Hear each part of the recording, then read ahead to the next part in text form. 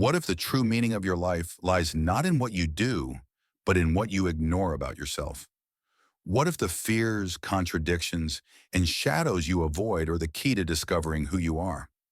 Carl Jung didn't just explore the human mind, he challenged it.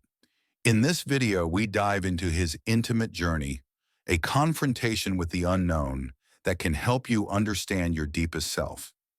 This isn't just psychology, it's a guide for those daring to seek meaning. Are you brave enough? Jung is widely recognized as a pioneer, not just for studying the mind, but for laying the foundation for influential ideas in psychology and technology. To understand his profound insights, let's look at his life.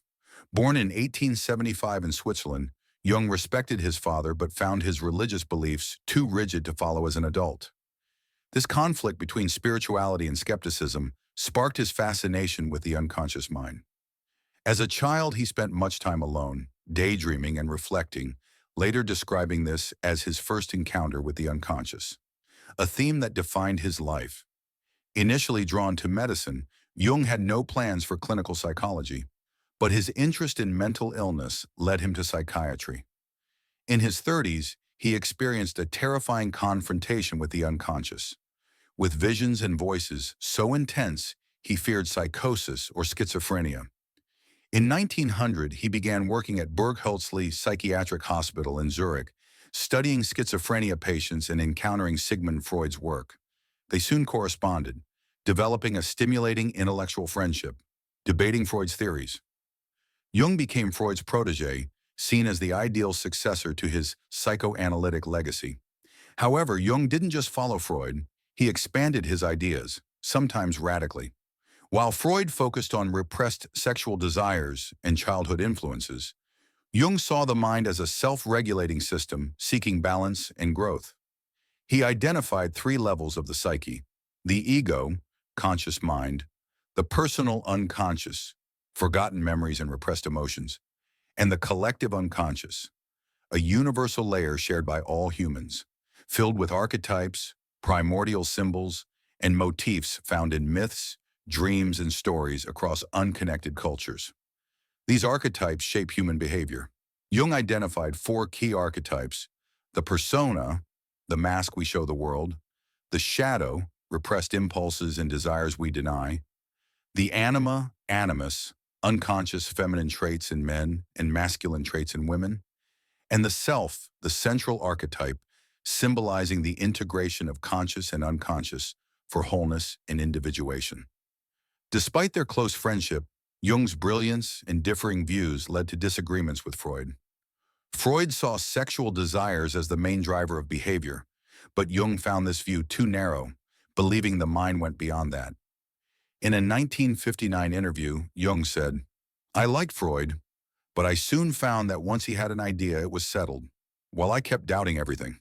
Tensions peaked in 1913 when Jung published a book contradicting Freud's theories. Unable to tolerate dissent, Freud cut ties, becoming Jung's fiercest critic. This split marginalized Jung from the psychoanalytic movement he helped build, plunging him into a personal crisis. Yet this break was also liberating. As World War I shook Europe, Jung retreated to his lakeside home in Zurich, battling his inner turmoil. To ease his distress, he spent hours playing with stones and sand by the lake, finding relief without fully understanding why. This led to his confrontation with the unconscious, a deep self-analysis where he recorded thoughts, analyzed dreams, and drew to express his unconscious. During this period, Jung questioned his life's purpose, concluding he couldn't follow Freud's psychoanalysis. He developed his own system, convinced the unconscious wasn't just repressed desires, but included humanity's collective history. Studying global cultures and religions, he noted shared ideas and behaviors, arguing that myths, spirituality, and the search for meaning were as vital as sexual impulses in shaping the psyche. This ideological divide with Freud created an unhealed rift, marking a split in psychology. Freud's psychoanalysis versus Jung's analytical psychology.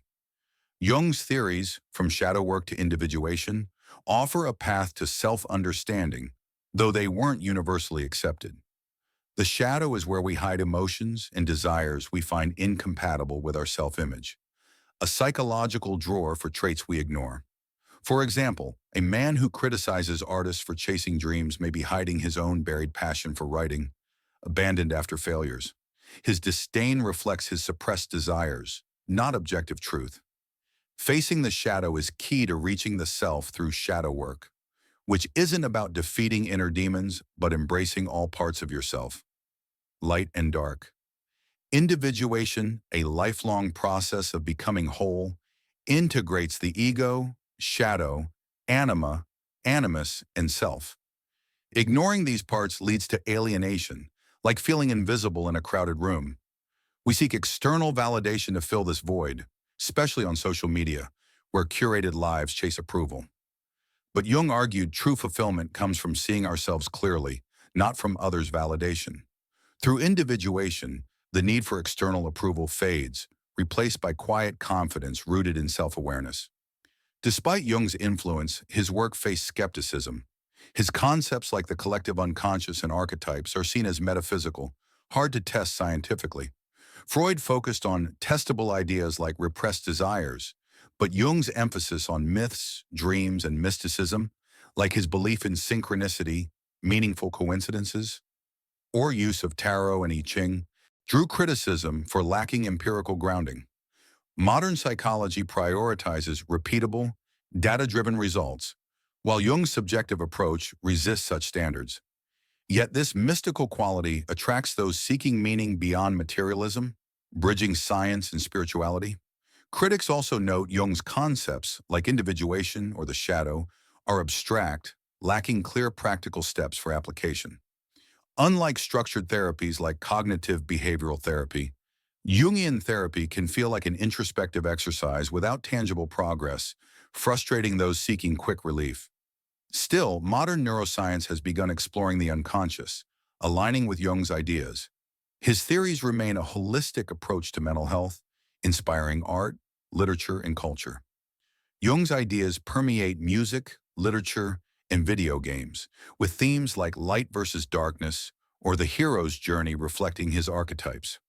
In today's era of identity exploration and mental health awareness, his focus on individuation feels more relevant than ever. Late in life, Jung retreated to his Zurich home, focusing on writing and family. Reluctantly, he allowed institutes to teach his ideas, not wanting blind followers but autonomous individuals. Jungian societies emerged worldwide, from San Francisco to Argentina. He died in 1961 at 85. Jung was ahead of his time. Terms like introvert and extrovert, which he coined, are now everyday language. His theories, once revolutionary, are woven into modern culture. As Jung said, until you make the unconscious conscious, it will direct your life, and you will call it fate. He didn't give definitive answers but offered a map to face our shadows, reconcile who we are, and find meaning within. In a world obsessed with speed and external validation, Jung urges us to look inward. So next time you wonder, what do I do with my life? Ask, am I ready to truly know myself?